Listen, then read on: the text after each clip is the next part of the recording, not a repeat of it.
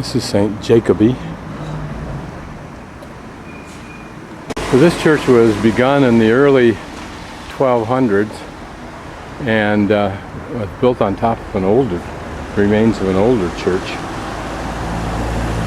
And then in about 1311, the Templars, who apparently owned it, were abolished, and it went into the hands of another group.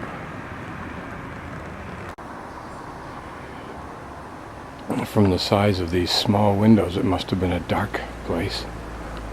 These are perhaps the remains of the earlier church. These are the grounds of the church that I walked around a few minutes ago. And since I walked around the far side, I missed where this door's entry was carefully hidden. And there is no number on it, even though it's number 32. I wonder if those arches, some of them aren't just simply design.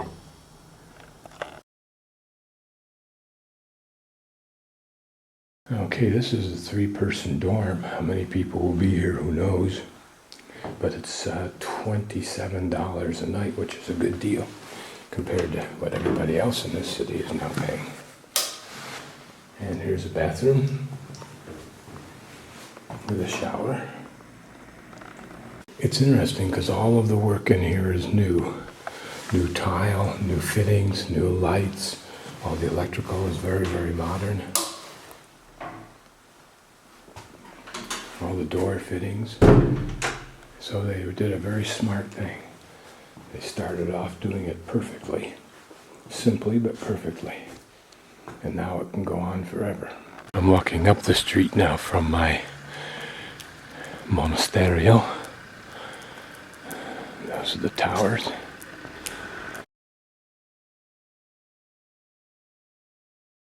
It's not that big a town, so it isn't hard to see everything from all kinds of viewpoints. And we're en route to San Agostino Church. It's just cool the way people find a place to put little pieces of greenery to make it look pretty.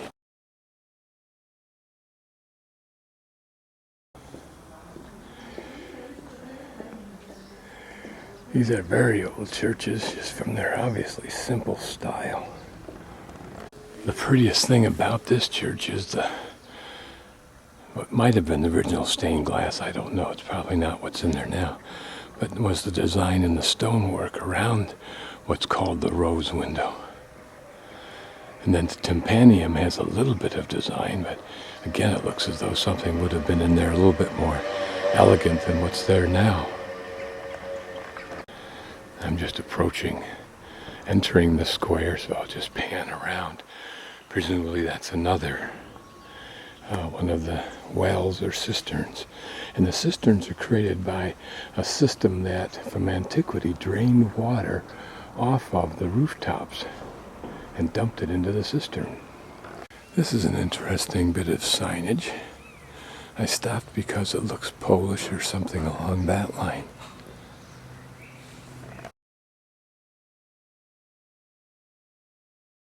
Now this is interesting because it speaks of Dante's sundial on the, I think it's Santa Maria Novella church in Florence. Now those are interacting circles along with an ellipse or two, which certainly rings of the various planets around the sun. But what the letters stand for, T-I-E-N-T-O-U-T, and then S at the bottom, I don't know. Maybe there'll be an explanation inside. I cannot tell you how nice it seems when the sun comes out. All of a sudden, every little nook, every little garden space seems to jump alive with color, with warmth, even though there's wetness of the rain on the greenery. Again, this is not much of a town in this way of size, I mean.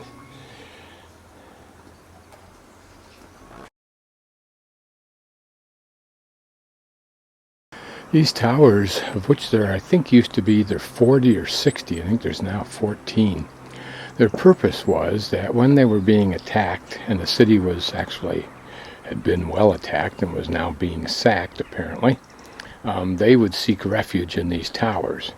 Apparently the towers were somehow indestructible refuges. It seems to me that with a concerted effort on the part of somebody who was capable of attacking the city, they could figure out how to undermine substantially one side of one of those towers and bring the whole enchilada down in a spectacular, if not gory, crash. But apparently not.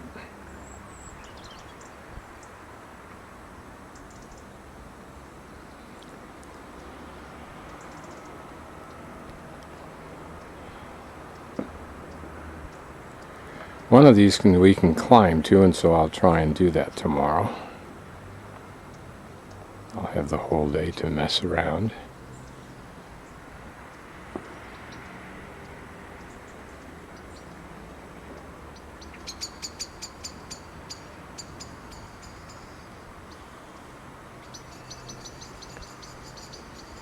These look to have the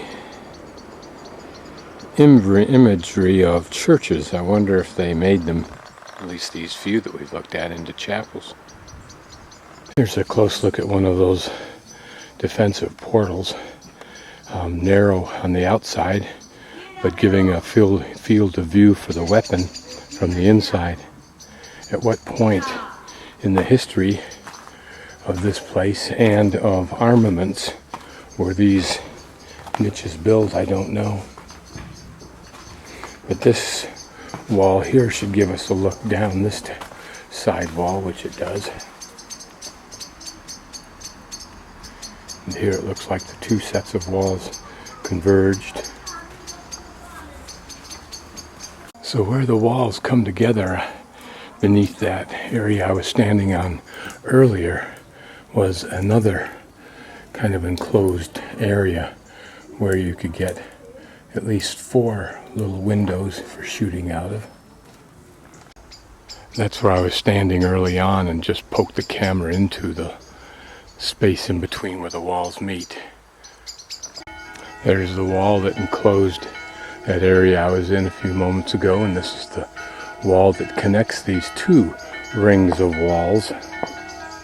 Call it a cross wall, I suppose. And there is that Collegiata del Muro, the walkway of the wall. And here is this old area. It looks like some kind of a defensive tower.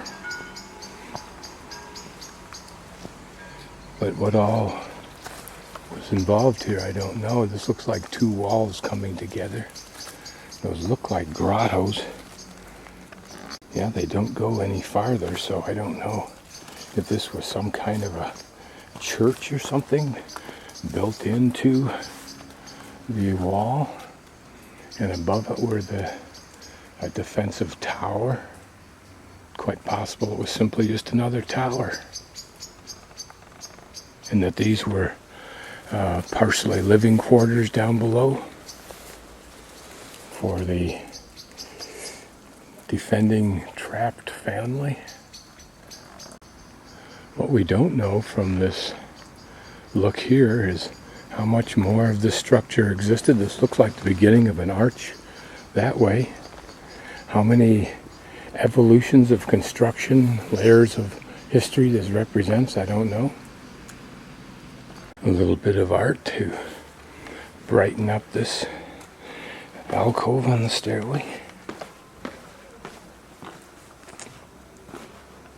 There's some steep walkway down to one of the main little streets. The one thing I've noticed, which seems to be a severe deficiency here, is the lack of places that sell chocolate. Okay, we're out just a block, half a block, a few hundred yards if that, away from the main Piazza Cisterna. I'll come and identify these places tomorrow, but might be interesting in this half light.